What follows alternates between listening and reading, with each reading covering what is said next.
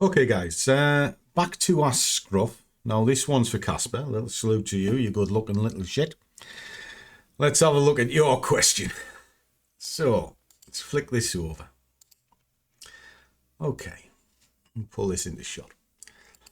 Has Scruff been a bit quiet recently? No, be noisy.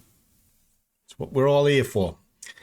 These groups work best when you talk to each other. If you're having a hard time, just talk. And the guys will lift you up. I'll certainly try and lift you up. And if you sit in silence, you worry about things. So don't be quiet, okay? And you felt you weren't understanding things, you've been going through everything again. Well, it's always good to reflect. I'm constantly reflecting and going through what's good, what's bad. And my theory is strip out all that's bad and whatever's left, however improbable, must be good, okay? So don't worry about that. And you're struggling with indicators. I understand the lagging, but when they oscillate, you get conflicting signals. That's because you're looking too far into the chart. You're looking too low time frame. Do you have any advice on trading without indicators or simplify things? Right, okay. Well, first thing, if you were looking at that as a 5-minute chart, it's not really telling you anything, you know. Even if you were looking at it without indicators, you can start saying, well, it's got higher highs, it's coming into a level, it's made another higher high, so therefore it's going up there. Yeah, high probability it is. But thump, down it came, and if you place your stops under here, which is what you're told, you'd have been taken out. So looking at a naked chart didn't really help you either, did it? Now, if you come out up into the hourly, and we look at this, well, that's telling you very clearly that it's been pushing up. And it's been pushing up since Sunday night. So it opened, gapped down, and then immediately shot up and has never looked back. Okay. But there will be a point in the chart where it decides to turn around and come the other way. So your visual checks mightn't do you any good.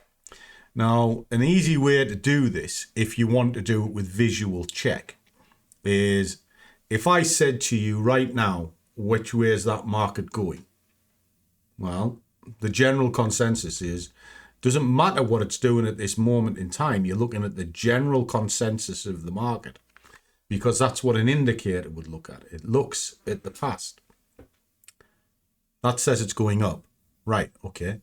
So if it's going up, you now know you enter on the top of candles. Well, if you're looking at the hourly and that's all you're doing, you have to wait for that candle to break here, okay?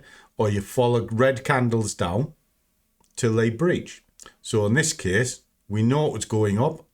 You would hold it on there. That would have taken you in straight to profit. Now let's get rid of these little scribbles that I put on with you guys when we were trading this the other night. Or breaking it down, rather. We came to an evaluation based on a structure. And that structure was from multiple time frames. So again, as we were coming into it, you know, everything told me it was going to sell, but it was selling in the face of an upward buy. So the trade that we took the other night was correct. And that was based off indicators. So essentially what you're trying to do, if you're looking at one, which is your question, how can I simplify things? First of all, if you're looking and trading and trying to get action here, you're wasting your time. It'll be too whipsawy. You're not really seeing what the general consensus of the market is. And you're so zoomed in, you'll get caught in the noise. Okay? You need to be zooming out to at least the hour. All right. Then if you put an indicator on and we get rid of these because they are, the MACD is way too lagging, but across multiple time frames, it's good as a consensus. The RSI is too prone for whipsaw. It won't really show you direction. It'll only show you what's happening in the moment. But if all you're looking is the moment, Well, if it's in a downward push in an upward market, as we've just seen, the market will just give you a little bit and then bang, it'll take it all off you. This one, this can help you understand the market much greater. So if you're looking at a daily here, let's just take off the drawings for a second. What is that daily telling you? This will give you a consensus of direction. Well, straight away, you can see that you've got 3 solid days moving up inside the Bollinger Band. So you're within the safety zone, all right?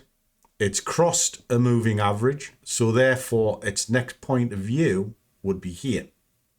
This top of the Bollinger Band, which happens to coincide with a swing point, okay? So that can give you a bias to a degree, all right? So, okay, well, if that's my bias, the general consensus of market is to the upper side, which, looking at this, it's reasonable. Take it into 4 hours. What's this one telling you? Well, this one, it's flaring. You're above the moving average again. The moving average is curled in. Strong arm to the top, strong arm to the bottom. The upward pressure has not died. You've already established where top point could have been on the daily, but you've also got 2 more. You've got one here and one here. You know, let me just put some drawings on so I can kind of show you it. So if you've done your markup like this, and you can see there's a strong move, well, at this point, the next point of access is going to be here, which coincides with that. Breaks through, it'll run to there, which coincides with this lot. Here coincides with that lot, and up there coincides with that lot. So even the 4 hour is telling you it's up. But what this bit's telling you, because it's closed on the outside of the Bollinger Band, is it needs to relax on itself. So that would be, I would still buy it, because there's nothing to say not buy it, but I'll buy it low, down here, or I'll follow the red candles down. Take it onto the hourly, where you really want your sort of trade idea. We know the upper time frames are telling you that there's still upper strength. There's still upper strength here. It's closing in. So yes, 1, 2, 3 levels would all be good target points. And the entry point would be the top of these closed candles. And as long as this lot stays above that moving average, you're pretty golden. All right. And that's what I would, if I had a single indicator, it would be this one. Okay. This one would tell me everything I need to know. It tells me the strength in the market, tells me direction, and it'll also tell me roughly how to get in. And what does that mean? That means, right, it's come back into range. I'm going to let it relax and then look for the explosion. So therefore, I follow red to turn it into green. Hope that helps. Catch you soon.